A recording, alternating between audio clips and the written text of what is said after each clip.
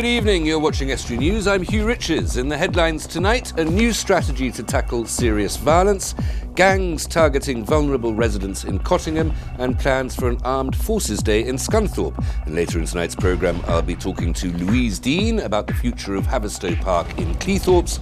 And before that, Alfred Williams on his Mastermind experience.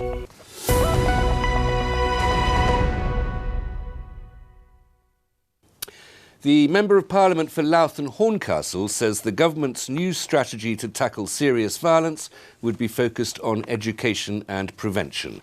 Victoria Atkins, the Home Office Minister for Crime, says a young person needs to have the skills and resilience to say no to picking up a knife. The strategy unveiled today includes an offensive weapons bill for England and Wales, with new rules on the carrying of knives and acid.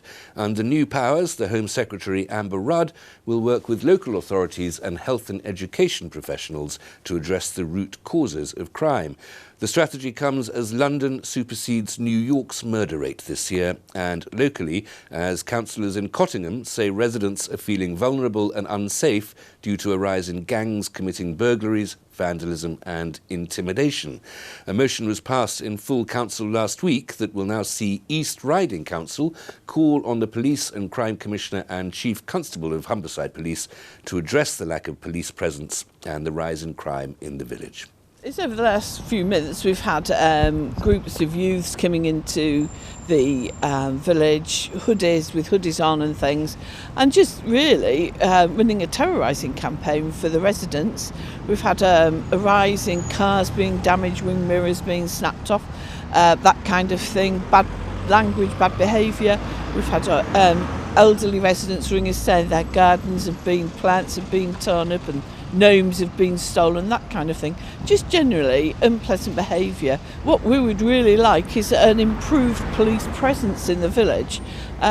We don't actually have an operational police station within Cottingham anymore, and we're the largest settlement in the East Riding without a manned police station. We've got various police stations on the outskirts that are not manned, so they can't come to our rescue in an emergency, and so it's very difficult for us to get hold of somebody when needed. And I know their finances have been squeezed like East Riding councils and any other public body. We've all had reduced budgets, but it's really important that people feel safe in their own homes. And if people do see a policeman walking in the street, or if you ring for a policeman there within a reasonable time, it's very reassuring. We actually put the motion to full council last Wednesday, and it was voted on unanimously by all parties. It's not to have a go at the police because you aren't there. It's about supporting the communities and saying, come on, Cottingham is a big settlement. Let's have some policing in the area. Meanwhile, Lincolnshire police have confirmed that a knife was used to injure two men who were attacked in Louth in the early hours of this morning. Officers were called to Samuel's nightclub at around 5:20 after the victims were injured and their injuries caused with a sharp instrument. The wounds are not believed to be life-threatening. The men were treated at Hull Royal Infirmary. A 16-year-old boy was charged with causing grievous bodily harm and was remanded at court this morning. An 18-year-old man from Grimsby was released under investigation. And more from the police. Humberside police are cracking down on motorbike crime in Hull. The force wants people reporting incidents to refer to the word yellowfin, allowing officers to coordinate patterns in motorbike crime. Some retailers in the city are taking part in the initiative and offering discounts on security products and giving advice on how to keep bikes safe. Armed Forces Day in North Lincolnshire will celebrate 100 years since the end of World War I and the RAF's centenary. The event will be in Scunthorpe at Bromby Hall Sports Ground on the 24th of June, and it will include a military parade and display, living history exhibitions and reenactments. North Lincolnshire Council is working alongside the existing Armed Forces Day Committee to organise the event. The Lincolnshire Police and Crime Commissioner says the impact of social media poses a risk to a fair trial. Mark Jones says analysis of all the evidence available on social media is an enormous job. Last year, the government launched an investigation into the potential impact social media has on defendants and the court process. Mr. Jones appreciates the difficulty. One of the challenges around disclosure is the fact that we seem to have not got to grips nationally with the online world. In years gone by, if somebody reported a crime, we wouldn't have access to all of their diaries and every letter they'd ever written to their friends, every conversation they'd ever had down the pub. Now, it seems that part of the court system is saying we should have access to their entire online life, and we can use that in some way to prove or disprove whether a separate incident is true. Well, that's better, isn't it? That sounds... No, it absolutely isn't. I mean, if somebody is a victim of a crime, let's say it's a sexual violence situation, raking through Facebook to see whether they had a good night out 3 years ago to use that as evidence against them is outrageous and is absolutely not where we want to be. And you can see that interview in full on Hot Topic tonight at 8:30. A £100 million project to create a tunnel under the River Humber started today. A new gas pipeline stretching 3 miles will be built between Goxhill in North Lincolnshire and Paul in East Yorkshire. The 42-inch diameter gas pipeline is needed because the existing pipe is in danger of being exposed due to shifting tides. The replacement is designed to offer a long-term solution to the problem. The tunnel has been named Mary, in honour of British civil engineer Mary Ferguson. Back in the 1950s, she was the first woman member of the Institute of Civil Engineers. The pipe is expected to take a year to build.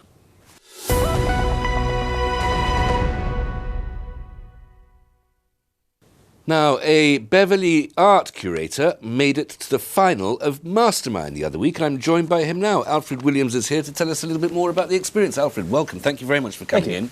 Now, we have a little bit more than 2.5 minutes. Right. I'm very glad to say. Good. So you got to the final. Yeah. And how did you do? I came second. Well, that's not bad. It's not too bad. It's not quite as well as I was hoping for, but... Well, there must be hundreds of people try to get into the process Yeah. at the beginning. And you get, I would imagine there are a lot of auditions before you even get to the heats. There's a couple of, the audition over the phone and a Skype thing before you get onto the programme proper. And then it's the heats, the semi-finals and the final. Then the final. Now, you have to choose different subjects for all those subjects. Yeah, absolutely. What were your specialist subjects? I did Alfred the Great in the first round, and then Eric Satie in the semi-final, and Hadrian's Wall for the grand final. Righto, I'm going to give you an unexpected quiz now on those 3 subjects. Let me see. Hadrian, what was his adopted father and predecessor as emperor's name? Trajan. Eric Satie, I know nothing about. What on earth did he do? Wrote all of music, French composer and pianist. Alfred the Great, did he burn the cakes? No.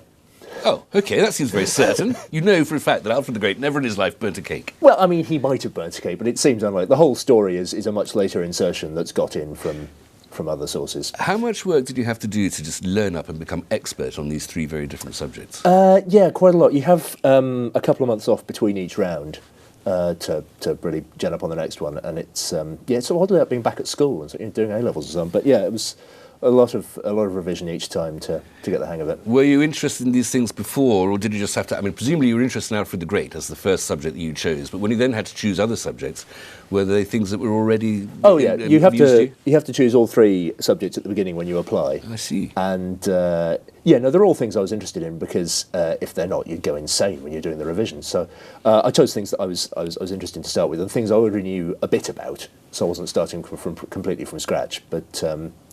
I learnt a lot doing it every time. And, well, useful information, I suppose. If you're interested in history at all, then these things are interesting. And are you interested in French music? Yes. I like... I'm a big fan of Satie. I enjoy playing these music, so... Yeah. What's the actual experience like? You're there. When we're watching it, of course, as you know, you get this very gloomy, sinister music. Yeah. But do they play that in the studios? They do, yes. And you have this very intense lighting. It's an absolute inquisition. Yeah. An interrogation. You're sitting there in that terrifying black chair. Yeah. How does it feel? Well, it's the bit when you're waiting to go on is completely terrifying, and the studio's all quite intimidating, and the chair's sitting there in the spotlight, and it's all quite, alarming. But when you actually get into the chair, it's sort of a bit better because at least you're not waiting anymore, you're just doing it. And the lighting looks very intimidating when you're waiting to go onto the chair, but when you actually get into the questions, it means you can't see anybody else in the studio. So you can't see, your dad and your mates and all the other contenders. It's just, you and John Humphreys. And so you can ignore everything that isn't questions. And you have to have a sort of tactic, I suppose, don't you? Because you want to answer as quickly as possible to give John Humphreys the chance to get as many questions in as possible. And that's why you pass, is to move on. Yeah. But then you can't have too many passes because that's how, if there's a tie, that's how they count it. Yeah, sort of take a view depending on how everybody else is. I went last in the specialist subjects every time, actually. And I was going towards the end every time in the general knowledge as well. So you can sort of, when you're doing that, you can take a view as to how many passes everybody else has done and how far ahead you are or behind you are to sort of see what looks like it's going to work. Can you see the time? Is there a clock that you can see? So you have to just assess how much time there is yourself. Yeah. Now, what happens, first of all, is John Humphreys as terrifying as he seems? Oh, he's all right. Did you get much of a chance to talk to him? No, not unless he was asking me questions, no. OK. And then afterwards, you all shake each other's hands. You must have shook the winner's hands. What was his or her specialist subject? He did the Dutch Revolt. Well, that's fascinating, the 80 Years' War. But so you all shook hands and you all smiled at each other, and you're all gentlemanly and ladylike British people. Yeah. But on the inside, are you thinking, God, I hate you, you jammy person? Well, a little bit, yeah. And is there a cast party, drinks afterwards? After the final, yeah. I have to congratulate you, Alfred. You have been incredibly successful in something that has to be one of the great British institutions, an absolute national treasure. And we'll have to try to put something like that on here in Estuary TV. Yeah, quite. Thank you very much. Thank you very much for coming in. Cheers. Join me after the break. Jack will bring us a roundup of all the weekend sports results, and Louise Dean will be talking about her plans for the future of Haverstow Park Pavilion in Cleethorpes.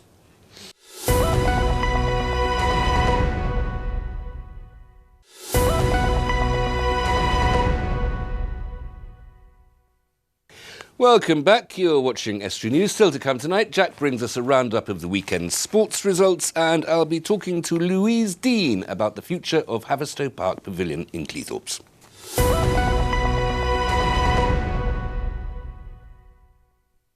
A former trawler skipper from Grimsby has died. Jens Boyen, originally from Denmark, was a skipper until 1995 and became the oldest man to climb Mount Everest at the age of 62 in 2005. Along with his brother Jorgen, the pair developed a new technique of pairing two boats hauling nets between them.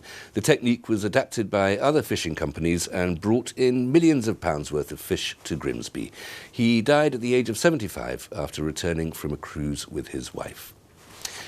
Jobs at bargain booze stores across our region have been saved after a buyout by the Bestway Group. The former owners went into administration last week, not liquidation, just days after two new branches were opened in Scunthorpe. The deal, worth more than £7 million, is thought to have protected 4,000 jobs nationally.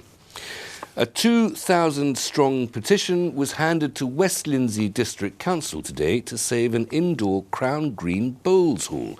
The local authority wants to revamp West Lindsey Leisure Centre and turn it into a health and well-being hub.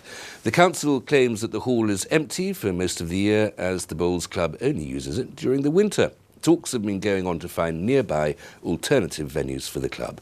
Campaigners say the hall gives people the chance to continue their hobby, providing exercise mentally and physically and a social life. East Riding Council and Hull City Council are seeking feedback on minerals development. The local authorities have published the Joint Minerals Local Plan Submission document that will assess quarrying to extract chalk, sand and gravel. The plan sets out various schemes for mineral extraction in the area. The consultation started today and will last for 6 weeks. If you go to either of those councils' websites, you'll find it there if you'd like to contribute. A new exhibition launches in Grimsby tomorrow, called The Prevailing Sense of Change. The exhibition is the work of Martin John Fowler, an artist working in Yorkshire and Lincolnshire. While travelling from the Scottish Isles to the hidden coves of Cornwall, he recorded the wild coastal areas in his art. The exhibition will be at the Fishing Heritage Centre until the 8th of July.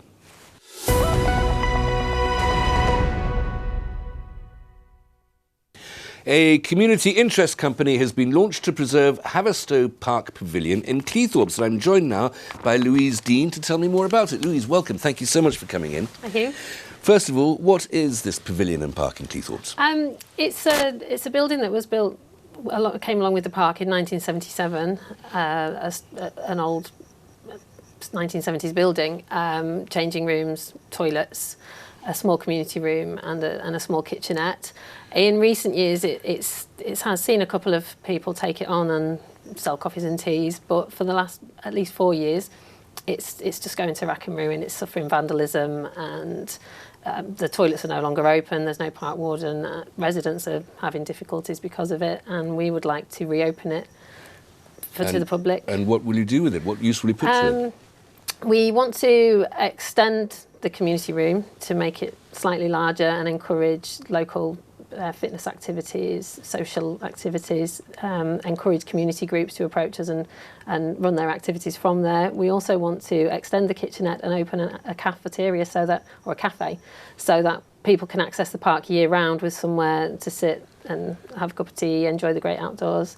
We'll be opening the toilets, public toilets. Which is always valuable in Cleethorpes. Yeah, so that's one of our selling points. So we aim to open the public toilets as well as running the cafe and the community room. We'll be maintaining the changing rooms, so they'll be available to use for sports people, groups, teams, individuals, and we're hoping to get people back into the park to enjoy Ambitious plans. How are you going to achieve all this? Well, we're currently in the business case stage with North East Lincolnshire Council, so we have to submit our business case to them and it will go to a panel who approve the plans, and then we'll go for a community asset transfer, which means that we'll have the... Well, a community asset transfer sounds like an enormously complicated thing. It is. Do you have to give the council any money? No. But you have to show that you've got enough money to maintain the place. We have to show that we can return in social value what they won't be getting in rent.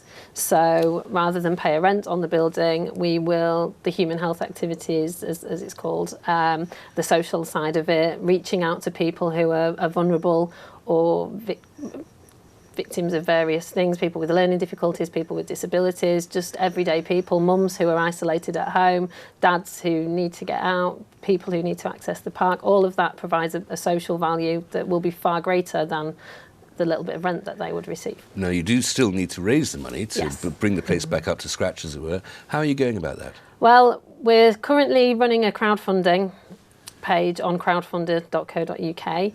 We're hoping what should people look for when they're looking for that page? What do you Google? Within Crowdfunder, if you go to Crowdfunder and put in Haverstow, it will pop up. Or they can join our Facebook group, the Haverstow Heroes, or follow the Haverstow Park Pavilion page on Facebook, and all information's on there, information about upcoming things that we're planning and the fundraising. And so the same contacts for people who want to help with the fundraising or volunteer, and for people who might want to use, for instance, that community room, they should go to the same We would love place. to hear from people who, any ideas they may have, any suggestions, or if they want to come along and volunteer, or if they have anything to offer, or like you say, if they want to run a group, an activity, if they think they've got something to offer the community, we really want to hear from them. How did you get involved in this in the first place? It was literally a walk in the park. I went to the park with, I have a 2-year-old and a very old doggy and a 2-year-old child, so we were in the park and I was just walking around, like a lot of people seem to who visit the park, saying, what a waste, why isn't anyone doing anything with it? Let's do something with it, and it's just snowballed from there, really. It was just an idea, and now we're going big. Louise, I hope it's a great success. It sounds like a very ambitious project. I hope it comes out absolutely fantastic. Thanks very much, Louise. Here's Jack with all the sports.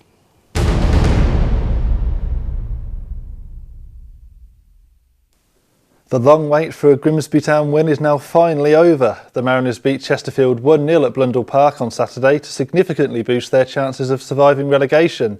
Mitch Rose was the late hero, slotting home an 88th minute penalty after a Chesterfield handball in the area. The goal sent Blundell Park into raptures as the long-suffering Town fans finally, at long last, managed to celebrate Grimsby's first win of 2018.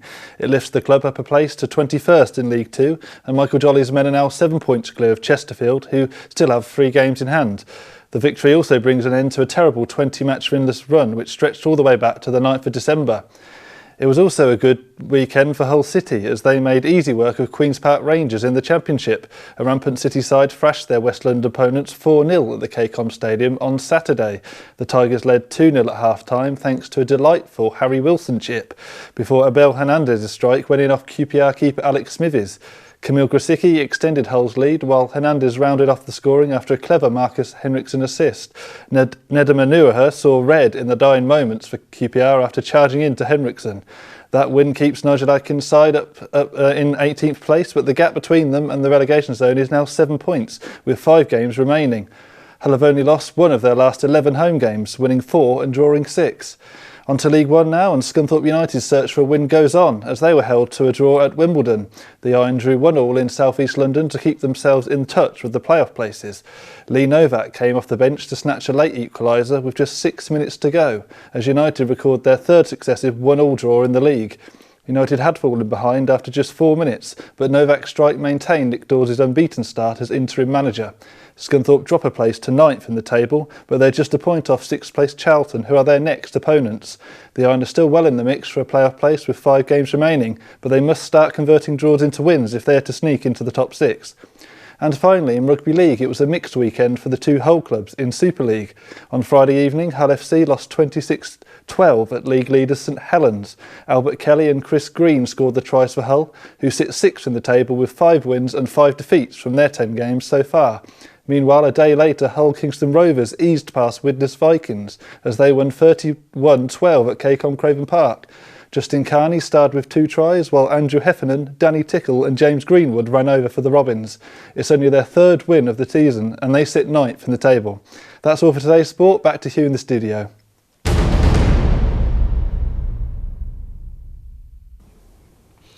That's it for tonight. My thanks to Louise and to Alfred for coming on. If you have a news story for us, or if you'd like to contact us for any other reason, Facebook and Twitter pages are as ever available, if that's your thing. Or you can email us at news@estuary.tv or phone Grimsby 01472315553. Or if you're a bit more old-fashioned, then pick up a goose feather pill and write to us at Estuary TV, Nuns Corner, Laceby Road, Grimsby, North East Lincolnshire, DN 34 5BQ. Until tomorrow, from all of us here, good evening.